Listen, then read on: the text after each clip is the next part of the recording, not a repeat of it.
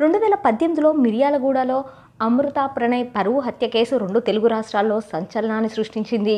మిర్యాలగూడకు చెందిన మారుతీరావు గారి కూతురు అమృత వర్షిణి పెరుమాళ ప్రణయ్ 9వ తరగతి నుంచి కలిసి చదువుకున్నారు. ఆ స్నేహం ప్రేమగా మారడంతో కులాలు వేరు కావడంతో పెద్దలు తమ ప్రేమను అంగీకరించలేదు. దాంతో 2018లో హైదరాబాద్లోని ఆర్య సమాజ్లో పెళ్లి చేసుకున్నారు. కూతురు ప్రేమ వివాహం చేసుకున్న అమృత తండ్రి మారుతీరావు 2018లో సుపారీ గ్యాంగ్తో ప్రణయ్ని హత్య చేయించారు. అప్పటికే అమృత ప్రెగ్నెంట్. అయితే అమృత తన తండ్రి మారుతీరావు గారిపై కేసు పెట్టడంతో ఆయన 2020లో ఆత్మహత్య చేసుకున్నారు. ఆ సంఘటన జరిగి 5 సంవత్సరాల తర్వాత ఈ రోజు తీర్పు వచ్చింది. ప్రణయ్ హత్య కేసులో కోర్టు నిందితుల్లో ఒకరికి ఉరిశిక్ష, మిగిలిన వారికి జీవిత ఖైదు విధించింది. ప్రణయ్ మరణం తర్వాత తన అత్తమామలతోనే కలిసి ఉంది అమృత. అయితే రీసెంట్ గానే తన తల్లిని కలుసుకున్న అమృత తన 6 ఏళ్ల కొడుకు తన తల్లితో హైదరాబాద్ లో తన ఓన్ యూట్యూబ్ ఛానల్ ని రన్ చేస్తూ ఉంటుంది. ప్రణయ్ హత్య కేసు నిందితులకు కోర్టు శిక్ష విధించడంపై అమృత మొదటిసారిగా తన సోషల్ మీడియా వేదికగా చేసిన పోస్ట్ నెట్టింట బాగా వైరల్ అవుతోంది. ఇన్నేళ్ల నిరీక్షణ తర్వాత న్యాయం లభించింది. ఈ తీర్పుతోనైనా పరువు పేరుతో జరిగే నేరాలు, దౌర్జన్యాలు తగ్గుతాయని ఆశిస్తున్నా.